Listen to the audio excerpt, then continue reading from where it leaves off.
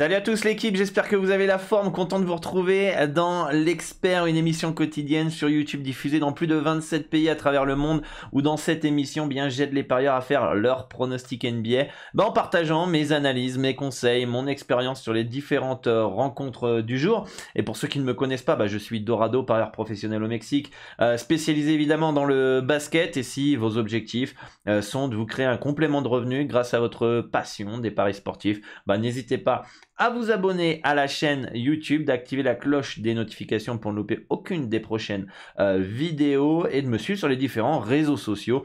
Tous les liens sont dans la description. On a 9 matchs les amis en NBA ce soir et j'espère que vous êtes chaud patate parce que la carte elle est pas si simple et on a beaucoup de choses à dire. Alors dans cette émission, on prend toujours les codes de Pinacle, PS3838 parce que c'est eux qui proposent les meilleures cotes avec le meilleur taux de retour joueur et qui dit meilleur code dit plus de gains. Donc c'est un outil indéniable à avoir si vous voulez augmenter vos revenus grâce aux paris sportifs pour pouvoir augmenter vos gains. Si vous voulez un compte, c'est très facile, c'est très simple. Dans la description, je vous mets le formulaire d'un des brokers les plus fiables au monde, Asian Connect. Vous avez juste à le remplir, sélectionner PS3838 ici et je vous laisse un petit tuto vidéo pour vous aider dans votre inscription et dans votre dépôt. Voilà, donc n'hésitez pas si vous voulez accéder aux meilleurs codes sur le marché mondial. Bon les amis, comment allez-vous? J'espère que ça va, j'espère que vous avez passé une belle soirée NBA hier. Avec quelques matchs. On va faire le petit récapitulatif de la veille. Alors pour ma part, je n'avais rien parié en NBA hier. On a Charlotte qui s'impose 121-113 face au Thunder d'Oklahoma. Un gros quatrième carton qui permet de faire la différence. Grosso modo, une belle deuxième mi-temps des Hornets. Les Cavaliers qui s'inclinent 135-126 à Indiana, les Celtics qui gagnent de 6 points. J'avais parié dans un premier temps le -6, puis je m'étais couvert entre guillemets sur le +6 des Clippers pour annuler le pronostic puisque le retour de John Wall rendait la value du -6 très très fine et puis on peut constater qu'il y a eu 6 points, donc plutôt bon choix de ma part sur ce coup là. Memphis qui s'impose et qui réagit bien à Toronto en s'imposant 119-106 avec l'absence de Fred VanVleet hier qui n'a pas aidé les Raptors. Les Spurs qui s'imposent 122-115. Je crois que je vous avais recommandé un over dans cette rencontre qui est passée. Et enfin les Mavericks qui s'imposent 129-114 face aux Rockets de Houston dans le derby texan. Donc n'hésitez pas à me dire dans les commentaires ce que vous aviez joué hier, et aujourd'hui on va pouvoir partir sur la première rencontre les amis avec le Magic face aux Wizards de Washington. Alors le Magic qui a vu pas mal de joueurs expulsés dans cette rencontre, puisque, enfin suspendus, c'est le meilleur terme, depuis l'altercation face à Détroit. Alors on va pouvoir voir ici les différents joueurs qui sont suspendus. Cole Anthony, Mo Bamba, Wendell Carter Jr., Edge Hampton, Gary Harris pour vendredi, en plus des absences évidemment on a aussi Franz Wagner, je ne sais pas si il était écrit, mais il y est aussi suspendu. Voilà, Franz Wagner, Kevin Harris sont aussi suspendus. Et on a les absences, comme d'habitude, de Isaac, Okeke, Suggs.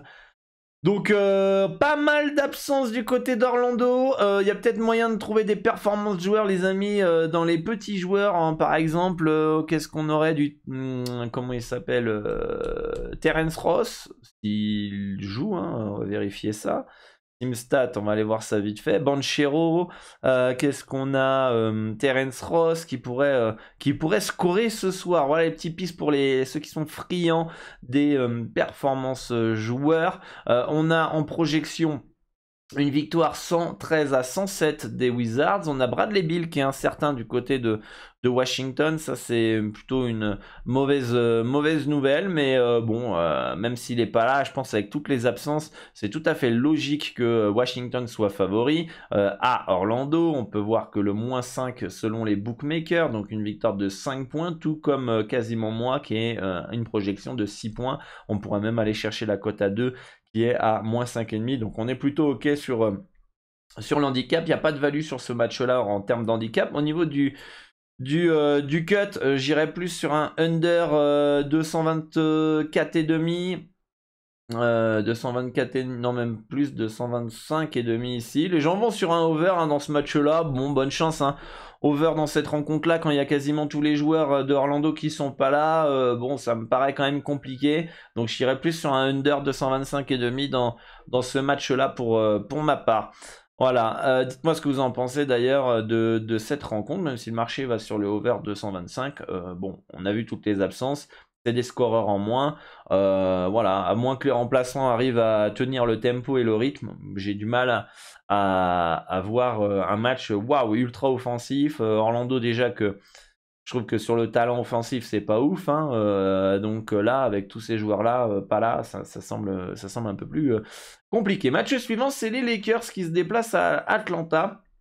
Et moi, je vous conseillerais plus un petit plus 7,5 qui a déjà baissé. Le marché va sur le plus 7,5 a priori. Parce qu'Atlanta, bah, déjà, il y a Trae Young qui est incertain. Voilà. Non, qui est probable, pardon. C'est DeAndre Hunter qui est incertain. Trae Young qui a manqué le dernier match, qui est touché physiquement. Mais surtout que bon, les Lakers, le plus 7,5 va être uniquement intéressant si et seulement si James joue ce soir.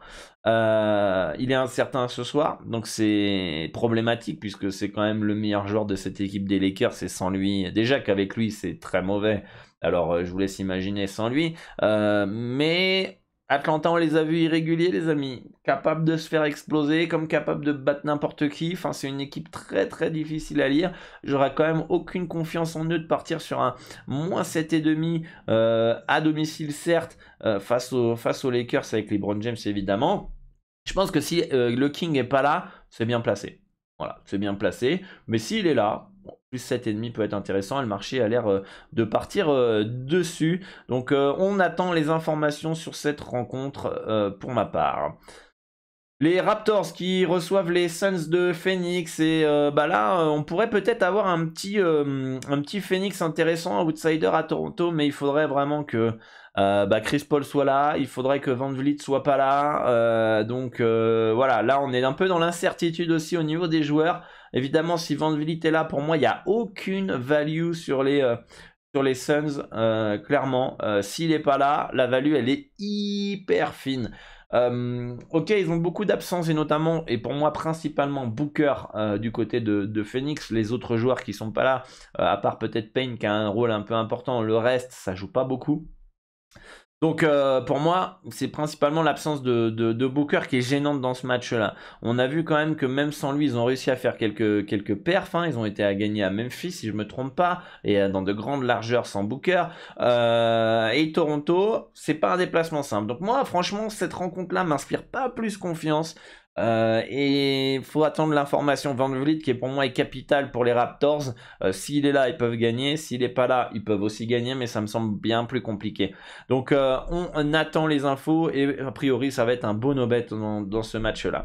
Les Bulls des Bulls qui reçoivent Détroit ce soir avec une projection 122 à 109 en faveur des Bulls, une nette victoire de Chicago. Pourquoi? Bah parce que comme il y a eu l'altercation avec Orlando et la petite baston, il y a des joueurs qui sont suspendus du côté de Détroit. Donc déjà Marvin Bagley qui est incertain, Cunningham qui est pas là.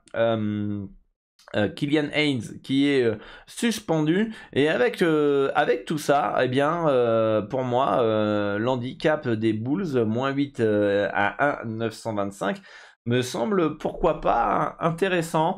La value reste assez fine si on se prend une marge d'erreur d'un panier, mais je pense que Chicago, s'ils imposent leur tempo, si ils profitent des lacunes, on va dire, de Détroit, bah, je pense que ils peuvent s'imposer sans aucun souci face à Détroit. Killian Haynes et le français est très important dans cette équipe de Détroit cette saison. Il progresse et est vraiment un des seuls playmakers de cette équipe, et sur lui la création va être peut-être un peu moins fluide du côté de Détroit. Donc on a Diallo aussi qui est suspendu si je me trompe pas du côté des Pistons, qui est un joueur athlétique et physique. Donc bon, préférence sur les Bulls ce soir, moins 8 à 1,925 pour ma part. Les Bucks qui reçoivent les Wolves de Minnesota avec une projection 118 à 110 en faveur des Bucks. Alors on pourrait se dire, ok, le -6 il pourrait peut-être être intéressant ici, mais je trouve que la marge d'erreur elle est trop fine. On a Jrue Holiday qui est très incertain ce soir, qui ne devrait pas être là. On a Chris Middleton qui est forfait du côté des Wolves. On a Rudy Gobert et Kyle Anderson qui sont incertains depuis 20 ans. On ne sait pas s'ils vont jouer. Un coup ils sont là, un coup ils sont pas là. Compliqué. Je pense que si les deux sont pas là, pourquoi pas, on pourra prendre un petit Milwaukee -6, mais je suis pas ultra fan. Je pense que Rudy Gobert jouera parce qu'il était là lors du dernier match contre les Pélicans. Et pour moi, ça me semble très très bien placé. Giannis pourrait être un peu seul. Niveau scoring, il va falloir que l'adresse soit là sur les copains, en tout cas que les autres mettent dedans. J'ai peur qu'en fait l'attaque de Milwaukee dépende un peu à la Dallas, dépende de Giannis offensivement ou de l'adresse extérieure. Et si le soir ils sont pas dans un bon soir, je pense que les Wolves ont toutes les chances pour s'imposer. Mais on a aussi l'absence de Karl Anthony Towns depuis quelques semaines, qui est quand même très problématique. Donc pour moi c'est un no-bet dans ce match là, rien à prendre pour ma part. Les Pélicans qui reçoivent les Sixers avec une courte victoire des Pels en termes de projection, 113 à 112, victoire de 1 point, et les bookmakers donnent une victoire de 1 point aussi des Pélicans. Donc on est totalement ok au niveau du handicap, on a coté à la perfection ici a priori selon mes projections et les bookmakers. Donc il n'y a rien à faire sur le handicap. Je pense que c'est un match qui peut partir des deux côtés. On est à New Orleans. New Orleans est dans le top 2, top 3 de NBA. Et je sais pas pourquoi, mais sur le long terme, je pense quand même que le -1 reste plus intéressant que les Sixers +1 à 884, parce qu'on reste à l'extérieur, il n'y a pas Maxey qui est là. Je pense que les Pélicans, c'est difficile à jouer chez eux. Ils dépendent énormément de Zion Williamson, donc il a intérêt à faire un gros match. Sans ça, ça va être compliqué. Il va falloir que CJ McCollum se démultiplie. Par contre, on pourrait avoir un match imposé par un tempo un poil plus lent des Sixers, qui a une défense plutôt correcte, qui joue pas à un rythme super élevé. Ça joue pas mal sur demi-terrain, et notamment sur Joel Embiid. Donc pourquoi pas un petit under 230 points, comme je vous l'indique dans les projections en conseil dans cette rencontre. Donc un match qui pourrait être fermé, serré, et où on pourrait peut-être avoir un peu plus de défense et des petits bras au niveau des tirs. Match suivant, c'est les Nuggets qui reçoivent le Heat de Miami. Les Nuggets qui partent avec une projection, une victoire de 5 points, 113 à 108. Les bookmakers donnent une projection. Alors ils sont où les Nuggets? On les voit plus. Ils sont là. Une projection de -4,5 ici. Donc pour moi on est dans les clous. Il n'y a pas de value dans cette rencontre. Et on a surtout aussi, je pense que faut attendre les informations dans cette rencontre, quoi. Enfin, je veux dire, Miami, on a Butler probable, ok. Gab Vincent probable. Caleb Martin incertain. Bon, Miami semble quand même être grosso modo complet, mais c'est surtout du côté des Nuggets, quoi.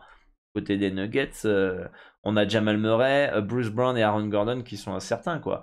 C'est, on va dire, Jamal Murray et Aaron Gordon, les deux lieutenants, on va dire, de Jokic, quoi. Donc ils ont intérêt à être là s'ils veulent que Denver ait une chance potentiellement de gagner ce soir à domicile. Évidemment, le -4,5, il n'est pas du tout intéressant. Le -4, il n'est pas du tout intéressant si Murray et Gordon sont pas là, hein, pour ma part, hein. Donc, on attend les informations dans ce match-là. A priori, il n'y aurait pas vraiment de value à se mettre sous la dent ce soir, mais on en saura peut-être plus autour de 23h heure française au niveau des présences ou non du côté de Denver. Mais ça va être un match intéressant à suivre, et Miami qui doit trouver vraiment un petit rythme de croisière là. Ça fait trop longtemps qu'ils ont des allers-retours à l'infirmerie, et ce petit match là où ils commencent peut-être à être un poil plus au complet, du moins les cadres sont là, pour être de bon augure pour la suite pour Miami. Donc pour moi il n'y a pas de value, no bet. Les Warriors qui reçoivent les Blazers de Portland avec une projection victoire 114 à 113 pour Golden State.